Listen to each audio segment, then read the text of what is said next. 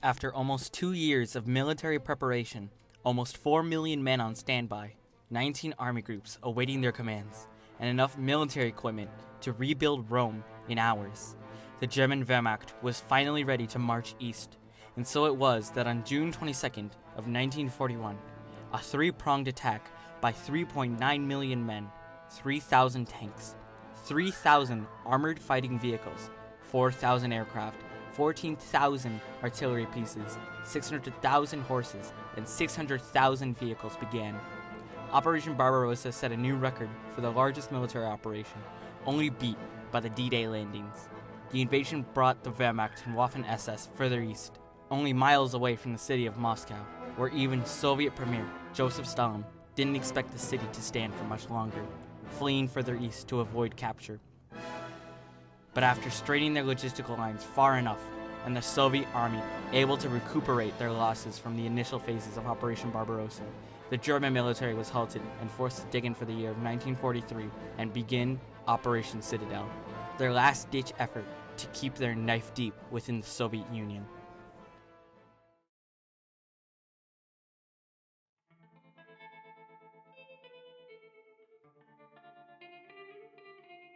White Tiger begins by showing the viewer the aftermath of a gruesome battle, with Soviet tank crewmen recovering the corpses and wrecks of fellow tankers.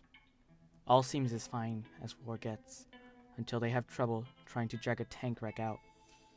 The officer in charge finds out the problem. The driver of the wrecked tank is still alive, completely covered in burns, but alive and breathing. They quickly take him to a field hospital, where the doctors confuse him for a corpse, only to find out he has a pulse and operate quickly, but have little faith in his survival. The next scene we're shown is our driver in a proper hospital, completely dressed in bandages. He has survived past the field doctor's estimates and is recovering, but he still has barely a chance of living a month. Finally, we cut to the last scene of him in the hospital. His wounds are completely healed, his skin has grown back, and he is able to talk, but he has no memory of his name or his past.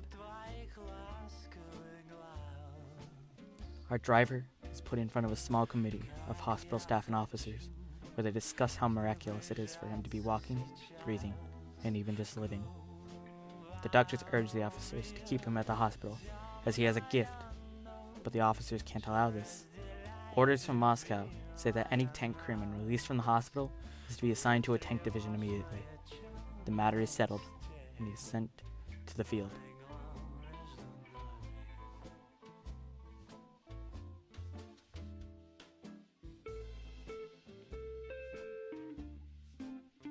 It's here you'll notice an oddity with White Tiger. It isn't the average World War II film about the actions of a single soldier fighting against hordes of enemies bravely until the bitter end. Rather, it's a film about many people and the chaos that war can create, and it doesn't show this through destruction of towns or the brutality of war, but by the supernatural phenomenon and the namesake of the film, the White Tiger. The White Tiger is a legendary tank roaming throughout the Russian forest side, obliterating entire tank battalions in one fell swoop. It's so mysterious that when interrogated, German officers don't even know what it is. Our main character, Ivan Ivanovich Nadyanov, is special. When he's at a train station awaiting orders, he finds a train full of tank wrecks, and when asked what he's doing there, he responds to his officers by saying he can talk to them, and notes that the T-34 he talked to was knocked out by the White Tiger, the same tank that burnt him. The officers dismiss him, and they talk, one of them realizing that the White Tiger may not just be a rumor.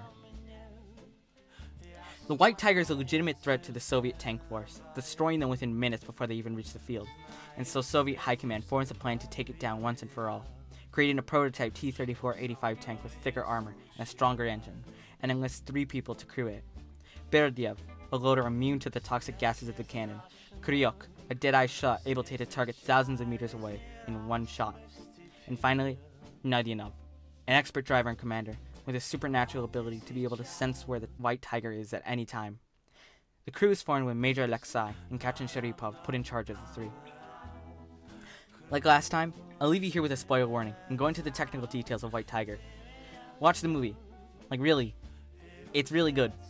And the entire thing throughout is one big acid trip, so please go watch it. Thank you. To begin with, White Tiger is based on a true story, as real as it gets. Okay, maybe it's not real, but it's fun. And I'd love to just tell you some interesting things about it and to point out some things you may not have noticed. To start off, the White Tiger itself is rather odd. As you can tell if you watch the movie, the turret is further forward on the hull, giving an appearance similar to the Porsche prototype Tiger tank. The model of the tank was made and put on top of an IS-2 tank, which is something else I'd love to point out. Every moving tank in the film is real. Like, from the war real. Not many people like the design of the White Tiger, calling it ugly and a complete mess. But in my opinion, people say that are snobs. I would much rather have a tank that looks different to a Panther or Tiger than a complete replica of a Tiger. As well, it has such an out-of-place vibe. It almost seems CGI until I saw footage of it behind the scenes. Still on the topic of the White Tiger tank, there was some early promotional art that showed the White Tiger as just a normal Tiger H1, but later art shows it differently, as the normal White Tiger we see in the film. Also on that note, the poster on YouTube for the movie shows some random Soviet soldier with a PPSH-41 and a T-54 tank on the bottom. Like, come on. Yeah, one job. Something else I'd also love to look at is Nadyanov's tank god. Like, there's not much to point out here other than the few mentions of the tank god throughout the movie. It's so weird. It's just so out there. I don't know why they added it. He serves no purpose other than, like, further... I guess just further pushing that Nadyanov is crazy, but also he knows something we don't. So there's that, and I don't know. I just thought they could go more into depth with the tank god in the movie. It's just so weird and such an outlandish topic. I love it. The characters are amazing too. Nadyanov isn't Zuko from Avatar, going on a furious hunt for the White Tiger, nor is he lazy about it.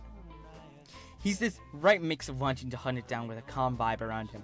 He's almost a perfect character if he didn't disappear at the end of the movie. But he's not even my favorite character.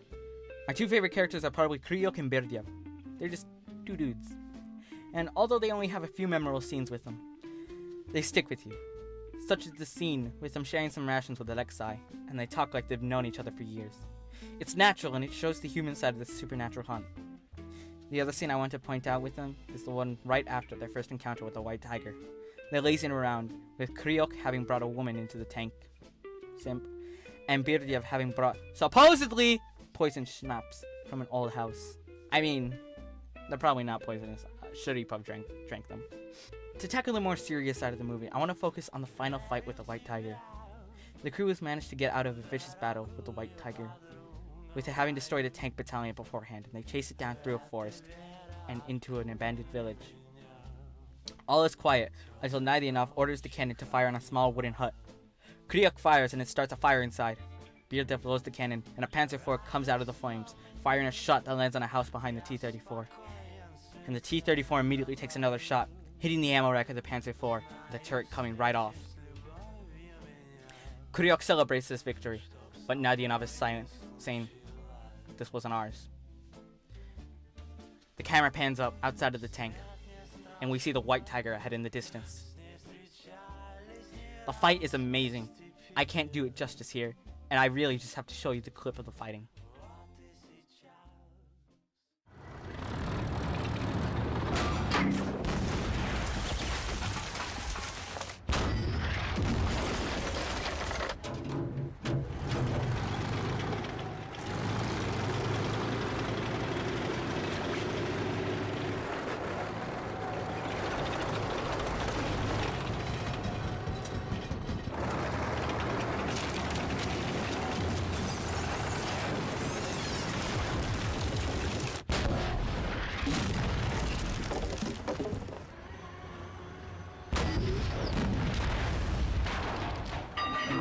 Есть.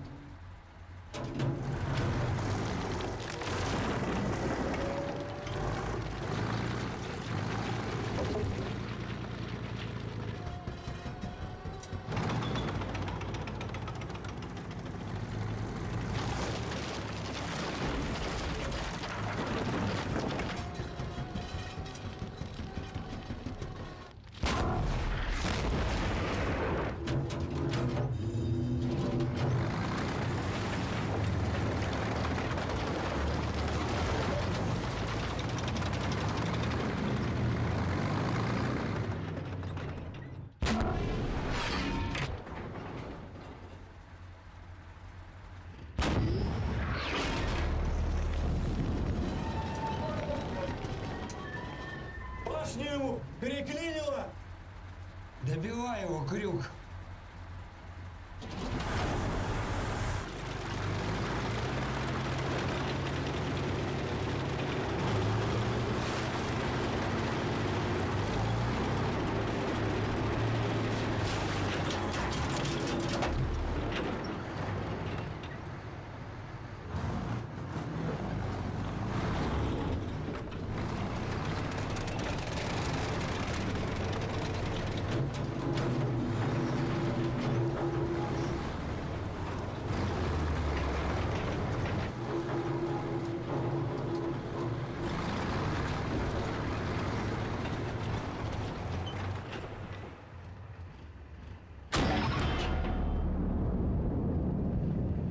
Пушку разорвало.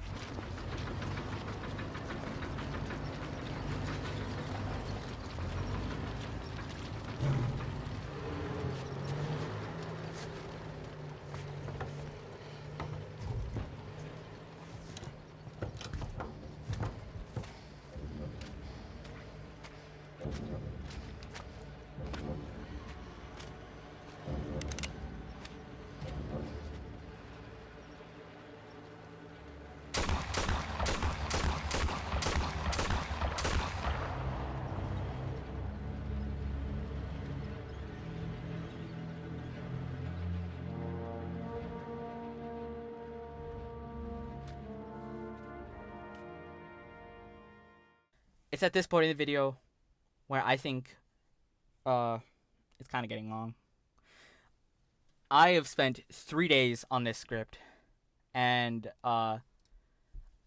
two reasons why. I'm very lazy, and I've been going through some personal problems. So I might make a part 2 in the future. Might.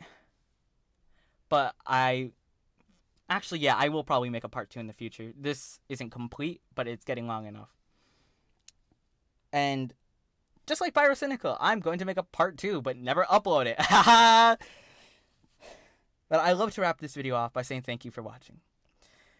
You've been hearing me ramble for about 5 minutes-ish. I don't know. I can't check. I'm in my closet right now recording. But like I said before, I'd love to say thank you for watching. And make sure to comment, like, and sub. Or you don't have to. I mean, views are cool. But have an amazing day. Thank you for watching.